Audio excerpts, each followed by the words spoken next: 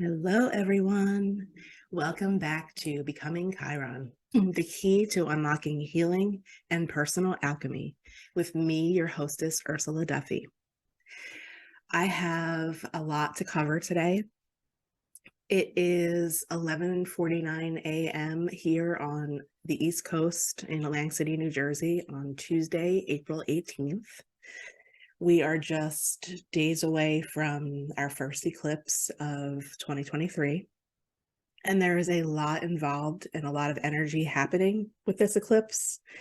And I want to cover that in very specific detail in our Astro Weather Check, which we'll do first, as we always do. And then we'll get into today's Chiron material, which will be Chiron in the 9th house of one's natal chart. So we will start with our Astro Weather Check. We are in eclipse season at this point. The quote-unquote season begins with the lunation that occurs right before the first eclipse. Lunation meaning a full moon or a new moon. So we have been in eclipse season since our Libra full moon, which I believe was on the 8th, not mistaken.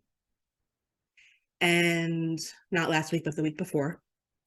And now we are on the brink of eclipse number 1, which is super, super potent. There is a lot of energy packed into this, and in typical Aries fashion, as we're still in Aries season at this moment and will be at the moment of the eclipse, there are many things that happen in rapid succession right after the eclipse happens. So kind of reflect on the vibe of the last couple of weeks so far, what's been coming in for you, what's been happening.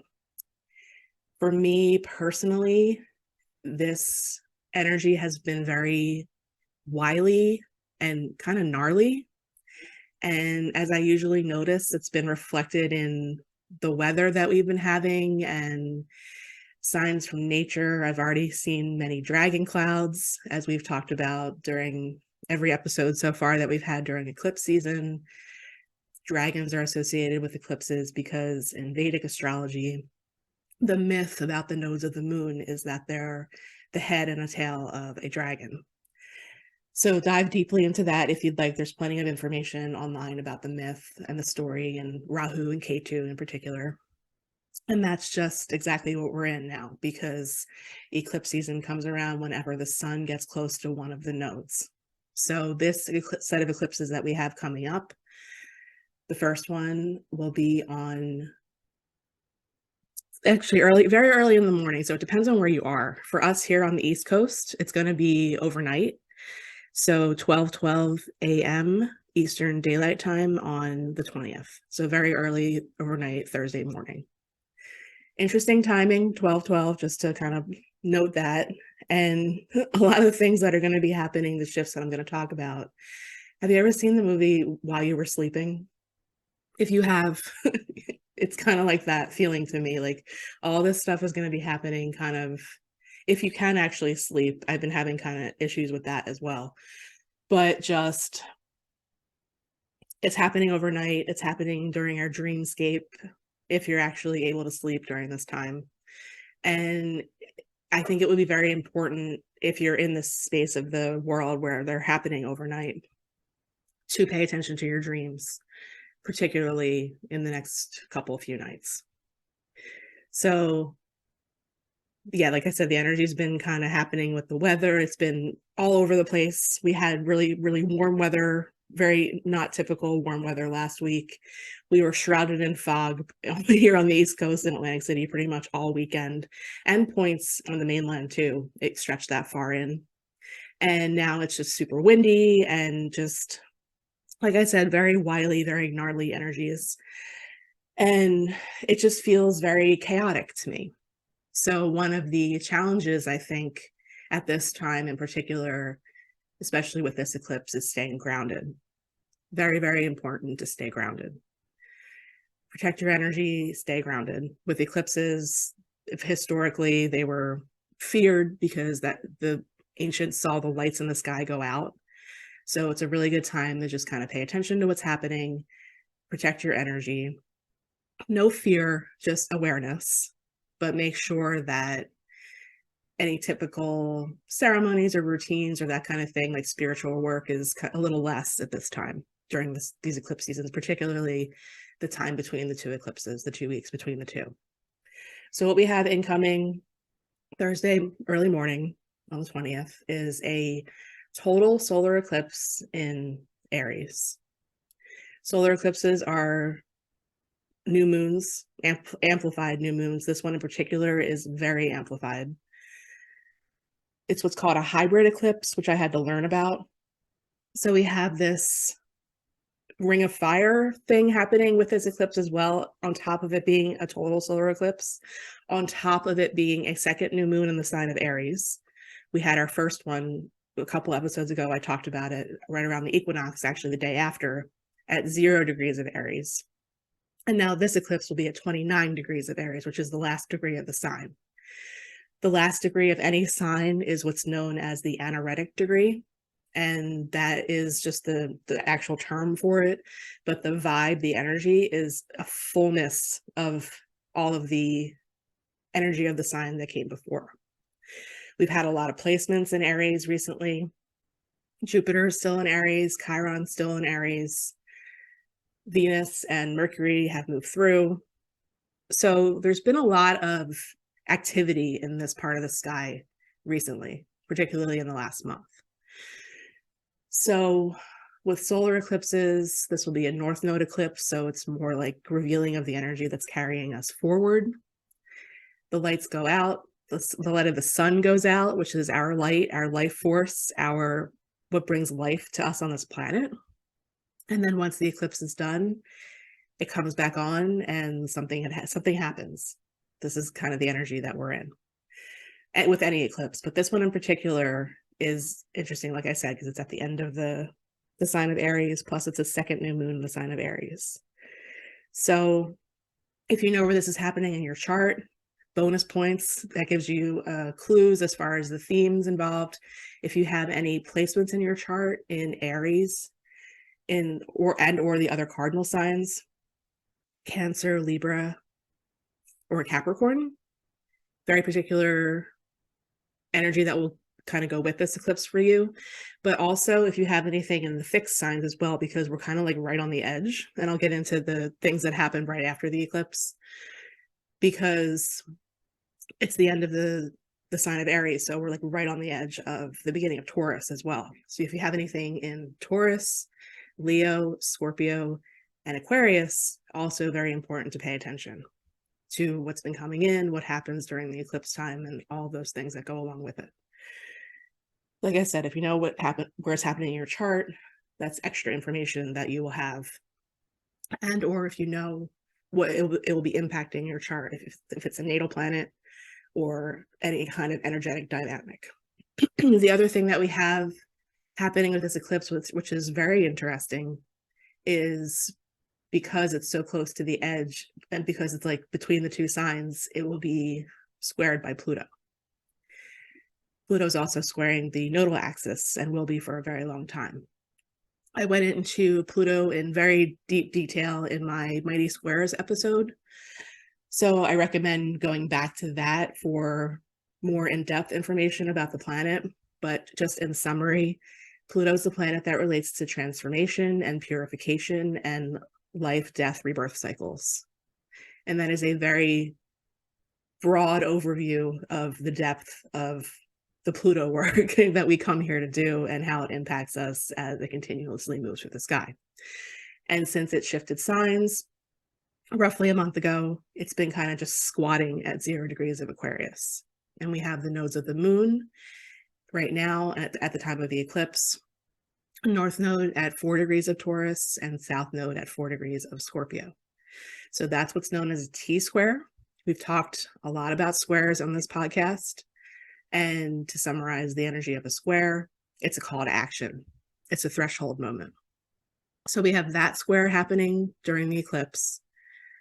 And then the sun will shift into, the moon will shift into Taurus shortly after at 12:30 a.m. on Thursday morning. So we'll have Pluto square the moon right after the eclipse. And the moon relates to our feelings and our inner world and our emotions and how we emote and our feelings of safety and security. And whenever we get a square from a powerful big planet like Pluto, that can bring up a lot. That happens, squares with Pluto with the moon happen all the time as the moon moves very quickly around the zodiac. But this happening right after the eclipse is interesting. So pay attention to that. And then we'll have the sun shift into Taurus also on Thursday morning at 4:14 a.m. So then we'll get sun square Pluto, which happens only twice a year. Sun, like I said, is our identity. It's our life force. It's what brings life to us on this planet. It represents our ego self in this lifetime to a large extent. So those two shifting right after the eclipse it really packs a punch, especially because with the sun, it's only twice a year. And then the sun and the moon will shortly thereafter, within a few days, the moon much more quickly cross over the north node. And like I said, the north node is kind of the path forward. It's soul's growth. And in this lifetime, we all have nodes natally, but then they continuously move through the sky. Like I said, eclipse season comes when the sun comes in proximity of one of the nodes. So very interesting to pay attention to and just see what's coming in for you. Where are you feeling tension? With T-squares in particular, they can feel very tense and like being in a pressure cooker. And one handy thing to know with the T-square is wherever there's the empty space on the other side. So for this, it would be the sign of Leo. It's kind of like where you can release the valve. So do something fun, do something creative, do something that honors your inner child, do something where you're just coming from the heart. And that might help you release any tension that you're feeling at this time, particularly during this eclipse, particularly during the next week. So there's that. The other thing that's important to note with this eclipse is another square that's happening. So we have, I told you it's involved. So we have Pluto square the nodes, Pluto square the eclipse, essentially. And as the sun and the moon move on, Pluto squaring those. And then during the eclipse, we have, and it, pretty much building continually over the next week or so as well, Mars squaring Chiron. So what we have here, this aspect, it's Chiron at 16 degrees of Aries. And you all know very much about Chiron at this point. This podcast is dedicated to Chiron. And Mars moving through the sign of Cancer now, which shifted around the end of March at 13 degrees of Cancer during the eclipse. So another square to contend with, another threshold moment, another call to action. With Mars in particular, it's definitely a call to action because this is the planet of action. But Mars is not totally happy in the sign of Cancer. Cancer is a sign that relates to the mother, the maternal energy, very protective of family usually, and self-protective to an extent as well. Think of the crab. I always pull the crab into any conversation I have about Cancerian energy. The crab's body is a weapon. The crab kind of dances side to side around things, but the whole growth point of the sign of Cancer is learning how to be vulnerable and also emotional authenticity and maturity. Mars is usually extremely happy on the other side. In Capricorn, not so much in the sign of Cancer. Mars does not want to stop to feel feelings. So this is a challenge. And with Chiron, there's a healing element. There's definitely many layers of healing involved in this as well. So this is a very interesting dynamic with all of this happening simultaneously around this eclipse. Like I said, if you're feeling extra pressure, it could be from the T-square, but also from the square with Mars. When I was reading a lot of my books early on, one of the things it said for Mars and Cancer to help work with the energy is to do water sports. So if you're in a space where you're feeling that and you have a pool or it's warm enough and you can get into the ocean, maybe a little body surfing or surfboarding or water polo, I don't know. Or just take a nice bath.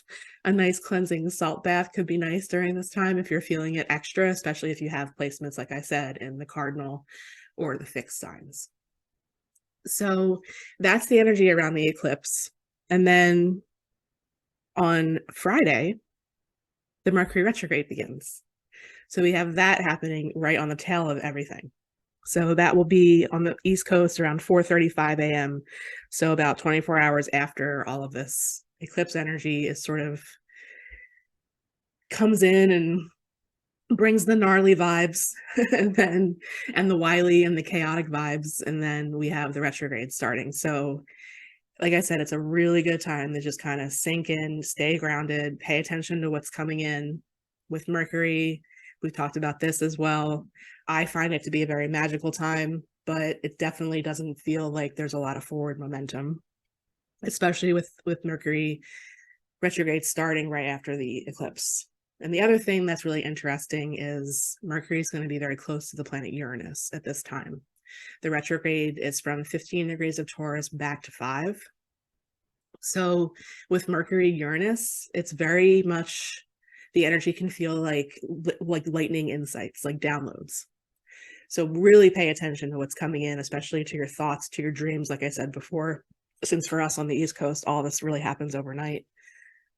And if you can't sleep, I mean, for me, it's very frustrating not being able to sleep, but some helpful things that you could do if you can't with all this energy is to maybe just get up and journal or do something that keeps your mind active, because who knows what could come through and in with Mercury Uranus, because that is the planet of lightning, insights, innovation, revolution, freedom, all of those things. And then in the sign of Taurus, that energy is very much about our sensual experience and of the earth. It relates very much to our physical world, like our food and physical things like our property and money, finances. So definitely pay attention to what's coming up during this retrograde as well. We've had a taste of it, and now this retrograde will be fully in the sign of Taurus. So with all of that happening, it's a lot. It's a lot, and it can be very challenging just to get through day to day with this energy that's happening. So over the next week, if you're feeling extra challenged, if you're feeling extra irritated, I'd say just do the best that you can. If you can give yourself some downtime, if you can take some time off, if you work, that could be a really good thing to just keep yourself away from other people if that is a source of irritation for you. And just nurture yourself and be kind to yourself, and it's okay to slow down. We started this year off with very stagnant energy, like we were freaking walking through and existing in quicksand. And then everything kind of shifted, and we've had this very, very fast, very fast forward momentum energy for a couple months now. And now we're starting to slow down a little bit again. So take care of yourself, honor yourself, do things that light you up, because this energy is very challenging. For me in particular, this eclipse will be happening in the 12th house of my chart. So if you're a Taurus rising, Aries is your 12th house in a whole sign house system. So for me, I've been feeling the irritation. Like I said, I haven't had terrible insomnia, but when I am asleep, my dreams have been off the charts. Interesting, weird, and definitely some download information coming in that space. The 12th house space of the chart relates very much to our dreams, to our unconscious, to our connection to spirit. Whenever I have things going through my 12th, I always feel some kind of new layer of awakening that goes on hand in hand with that. The space of the chart is also very much related to retreat and mental health, and making sure that we take time for ourselves to fill our cups back up. So I will definitely be doing as much as I can to stay grounded myself, paying attention to the dreamscape, as well as making sure that I'm getting enough time away. The song, I was thinking about this earlier. It reminds me of that. I don't know if it's Dave Matthews' song or if it's a whole album, but it's called Away from the World. So maybe even just listening to music or listening to that could be therapeutic at this time. So we'll see what happens. I'm just trying to think back to the last time we had eclipses set up like this. It would have been roughly 18 and a half years ago. So I have a little bit of homework to do. I'll do a little bit of digging on the transits during that time of my life and see what was happening. But I'm pretty sure it was a challenging time. I'm pretty sure it was right around when I graduated college and I had no idea what I was going to do next. And that was really scary. So we'll see if anything from that time comes up for repetition of themes and or healing that's involved in that. So we'll see. I'll look at it and we can talk about it next time. If you are experiencing any of this in a similar way, if you're a Taurus rising, if you know where Aries is in your chart, if there's anything coming up for you, shoot me an email, something I could read maybe on the next episode, because I'll be recording the next one right before the next eclipse, the lunar one that'll happen in 2 weeks after the solar. And we can discuss, share anything. Just shoot me an email if you want to share and I'll read it. And we can talk about the collective experience and also the personal experience. So that is our Astro Weather Check. A lot. So we shall see. Pay attention over the next several days. So let's get into our Chiron material for today. We are going to talk about Chiron in the 9th house. 9th house space of the chart is another space that I love. It's very much about adventure and exploration and things that are foreign to us, quote unquote foreign. So like foreign lands, travel, foreign languages, higher fields of study. So like longer term studies like doctorates and master's programs and that kind of thing. Also esoteric studies. It relates very much to our higher self and our connection to our higher self. And excuse me, it can also relate to publishing, teaching. It's a really cool, I find, space of the chart. For me, that's where my midheaven is. Excuse me.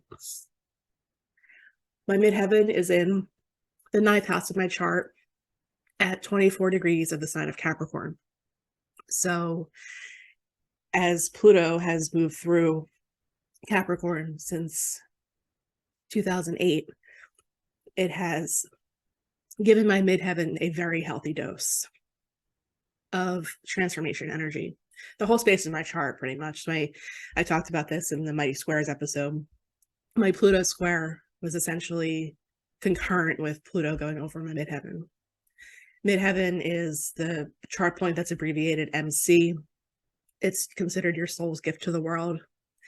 And I definitely have had very much deconditioning energy. The 9th house can relate very much to our beliefs as well, our faith, spirituality. And during that whole time, it was a huge revolution in all of those areas of my life. And with the concurrent Pluto square, obviously, that's very much what brought me here now. So I told that whole story in the first season. So go back to that if you want to learn more. If you're new, definitely try and listen to these incrementally in order for every bit of everything that I've shared leading up to this point. So stepping into my teacher role has been a really rewarding part of that transformation as well. I love it. Every time I do it, it really just lights me up. So today we'll cover Chiron in the 9th house. And this is what, as I've been reading from Barbara Hagclau's The Rainbow Bridge Between the Inner and Outer Planets, her book on Chiron, one of her books on Chiron. And this is what she says about Chiron in the 9th house.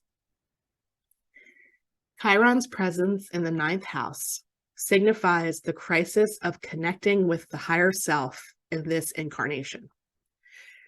The higher self is the wisdom energy that is the integrating spiritual force of each lifetime. Some call it the soul. Each individual lifetime is a journey of ensoulment, of activating, embodying, and radiating out the higher self. Natives with Chiron in the ninth are naturally interested in philosophy and spirituality. Often, they also teach these values.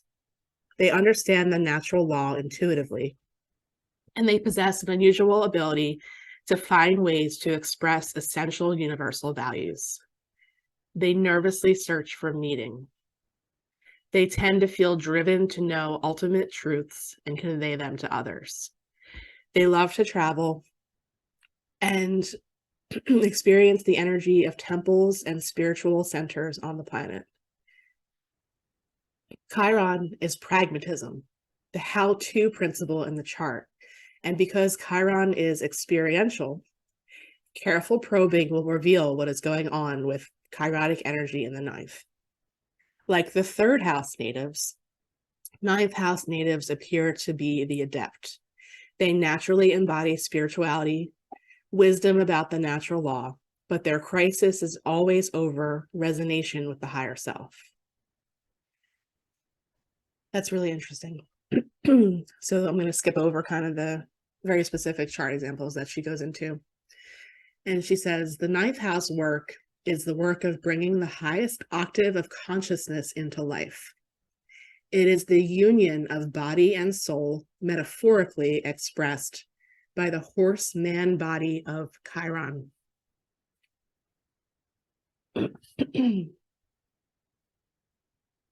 The key to ninth house Chiron is to first ascertain the degree of higher self connection, and then to assist natives in higher resonance with their rising sign energy by helping them interpret their Sabian symbol, then seek balance in their lives and the natal chart. Ooh, that's really juicy. So I forgot that she went into Sabian symbols in that part. I've read Sabian symbols on this podcast before. They're one of the sets of channeled imagery for every degree of the zodiac. There are several sets that have been channeled by different people. I've read from those sets many times when I felt called to pull that information into the information that I want to discuss in the show. So if you have Chiron in the ninth house and that resonates for you, look up the symbols for your ascendant. That could be really cool. Remember, with the symbol sets, you round up. So for me, I'm 11 degrees Taurus rising, so I would look at the symbol for 12 degrees of Taurus. I forget what the Sabian symbol is. I think it's like, for me, it's window shopping or something, which I find very interesting. So I don't have Chiron in the ninth house, though. So obviously, we've discussed that. So if you do, that could be a fun exercise for you. And if you discover something or something really clicks or resonates, I'd love to hear from you. That could be really cool to discuss as well. So now we'll go into the Black Moon Astrology deck, and we'll read the guidance and information on the ninth house card. And remember, with these, it's an oracle deck. So she does discuss things in the guidebook that relate to using this deck as a spread. So it may pull in some other information, which I'll try and skip over if I can. If not, I'll just read it and just keep that, be aware of that it is an oracle deck and we're not always pulling one card. So the ninth house, the word on the card is faith. It's card number 33, which is a cool angel number, but it also adds up to 6, which is the number in numerology that relates to foundation energy. And it's got a palm with palmistry symbols on the card and a Ouija board, which is very interesting. Pretty cool. And this is what it says in the book. Ninth house, faith. We travel, some of us forever, to seek other states, other lives, other souls. And that is a quote from a diary of somebody that I'm going to butcher, so I'm not even going to try. But like with every episode, we read from the card and there's a quote that goes with the energy. So in the guidebook, it says, obstacles are being lifted. The ninth house in astrology is the house position for the sign Sagittarius. This is in a natural chart, Aries rising. We've talked about this as well. And is ruled by the planet Jupiter, the planet of openness, luck, and expansion. This area of the traditional horoscope wheel is the house of travel, philosophy, high-mindedness, and also religion. The ninth house represents a search for meaning through established structures. Things to do with government and religion may come about whenever the ninth house is included. Destiny, fate, and karma all come into play, as well as your view of what God may or may not be. It is the house of erudite knowledge, higher learning, lawyers, doctors, and astrologers. It is most definitely of the higher mind and our need to unite with something greater. In this way, the ninth house represents churches and schools, especially ones that are old, established, and scholarly. Since it opposes the third house of communication and writing, the ninth house represents publishing and influences through the written word. It speaks of a forum for written ideas and concepts, also of joining a reputable literary world. So this house is important in the charts of writers or anyone who wishes to bring their ideas into a forum, usually planet-wide. It is the house of open ranges, journeying, and opportunity. The ninth house also represents esoteric matters like psychics, psychic fairs, the new age, counterculture gatherings, or places where offbeat people gather together for some visionary cause. It also represents the relevance of obtaining psychic information. The Rosicrucians, an esoteric organization based on ancient structures, are symbolized by the ninth house. With this card, it is time to consider your impending plans in the broadest terms. It means you will have to go outside of your ordinary life to achieve your goals. Long-distance travels, journeys, and voyages to unknown places may figure in regarding your question. The ninth house is the house of explorers and pilgrims, where there is a quest and a destination. It is where we seek guidance and understanding. The possibility of returning to school and furthering your education is likely in the near future. The most mundane meaning behind the ninth house card is traveling to distant places. Usually when this card appears, the reason is for knowledge or for broadening of understanding. There will be a desire to visit places of arcane wisdom and knowledge, where you can expect the history behind the area to be very well documented. The journey will be an uncharted one of deep or mysterious exploration. Scriptures or religious books may figure in.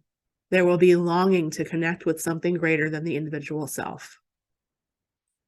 Occasionally, this card indicates a temporary disconnect from close family, where you depart from your known life into another one as a pilgrim or a seeker. The Church of Rome is represented by the ninth house card, and also represents alternative religions like modern paganism, Wicca, Asatru, and so on. If your question is about love or one or the other person needs freedom, there won't be commitment anytime soon. In short, this card indicates that you are about to depart on an important journey. It may be an outward voyage, it may be an inward excursion. Either way, you will be changed through the process. This card has to do with what has been tried and tested and what is already established. No matter how expansive or broad-minded, it will be rooted in the traditional. Ninth house card in brief: travel, shipping, long journeys, passengers, a sense of adventure, exploration, new frontiers, traveling outside yourself, spiritual journeys, relationships with foreigners, understanding other cultures, philosophy, a common mysticism, occult explorations, esoteric knowledge, mysterious wisdom, visions, astrology, divination, the older forms, science and scientific institutions, Ivy League colleges and universities, professors, teaching, old churches, temples and courts, documents, Bibles, religious books and texts, publishing and publishing houses, editors, magazines and books, card games, vision boards, the old world or holy lands, priests, nuns, and holy people, prayer and asking for prayer, grace, spiritual protection, religion, but usually not the fundamentalist kind, religious ceremonies, horses, dogs, and livestock, good or bad luck. Corresponding tarot card is the Three of Wands, and the key ideas are media, publishing, long distance travel, education, churches, divination, and astrology. So, like I said, very cool space of the chart. Adventurous, fun, expansive. And having my midheaven there, it's a really important placement for me. Becoming an astrologer as Pluto was going over my midheaven is kind of like such a very cool thing that happened with that transit for me, considering that's the space that relates very much to esoteric studies like astrology. So that's the 9th house. That's Chiron in the 9th house. That's our Astro Weather Check. There's one more thing I wanted to add to today's episode before I talk about any of our upcoming things that are happening with Sea Goddess classes and otherwise. I wanted to pull us an oracle card. I wanted to do a bit of a collective reading for the energy of this time. And one of the decks that I love to use is called Peace Warrior, considering we're talking about that Aries energy. That's definitely the energy that relates very much to bravery and courage and that warrior spirit that is inside of us all. And I love this deck so much. It was created by a local woman, Colleen St. And let's see what the Peace Warrior deck has to say for us for today as we close out.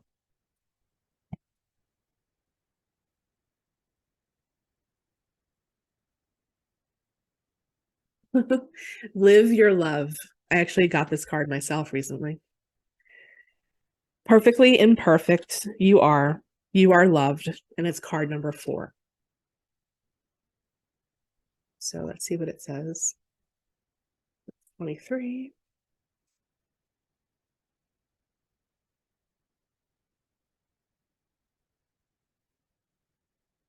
Live your love. Perfectly imperfect, you are loved.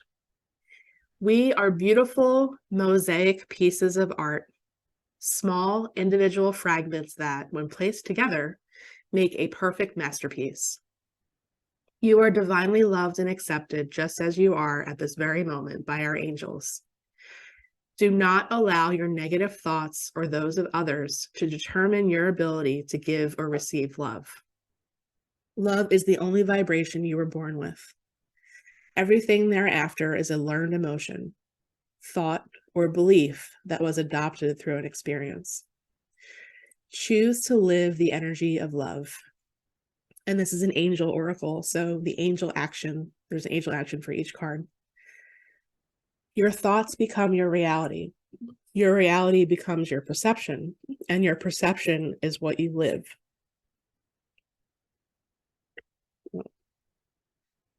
Don't allow your perception to deceive you. You are always loved. You are never alone. Do not allow yourself to live life unloved. This starts with you. Spend 1 minute every day making eye contact with yourself, repeating the words, I love you. Get to know the window of your soul, not the reflection of your eyes. Call upon Archangel Metatron. He is one of only 2 angels who have walked the earth and was rewarded ascension and deemed an archangel. He is the angel who assists us in social settings, work, and at home. He helps us nurture our sensitivities and others and offers us soul strength to remember who we are. The message, sending love and angels to you. Well, that's beautiful.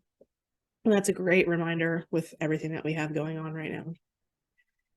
So that was the Peace Warrior Oracle card that I wanted to pull in for this episode in particular. And now just some updates and things that we have going on. And also the offer still stands as far as if you are able to, on the platform that you listen to this podcast, to leave some stars and or a review. You can screenshot that and send it to me via email, and I will gift you my recent lunar alchemy class, in which I taught all about moon phase, what moon phase means in the natal chart and how that translates into our lived experience, and also how to work with the lunar cycles on a deeper level with setting intentions for new moons based on where that is happening in your chart. So what house, and pulling in those themes. Really potent way to work with the moon. So if you do that for me, I will gift that to you. Email is ursaalchemy@gmail.com. And for the next upcoming week or so, we've got a lot of things happening, and particularly next week. So tonight, Mandy is teaching the final class in her 3-part Tuesday Tarot class series and practice circle. So you can still join in on that and be live tonight with her, or just get all the recordings if you sign up for that. That is on our website, on our classes page, and also on our homepage. And Mandy and Lexi are doing a Mercury Retrograde Shadow Twerk edition, which started a couple weeks ago, but you can still join in on that if you want to drop in. That is also on our classes page. And the first group of students that were with them, the first time they did that, absolutely loved it. Very, very powerful. And shadow work is nothing to be scared of. It's just bringing to the surface the parts of ourselves that we may not want to look at. So very important work to do in this lifetime. And then so that is Wednesday, that's tomorrow. Tarot Tuesday is tonight.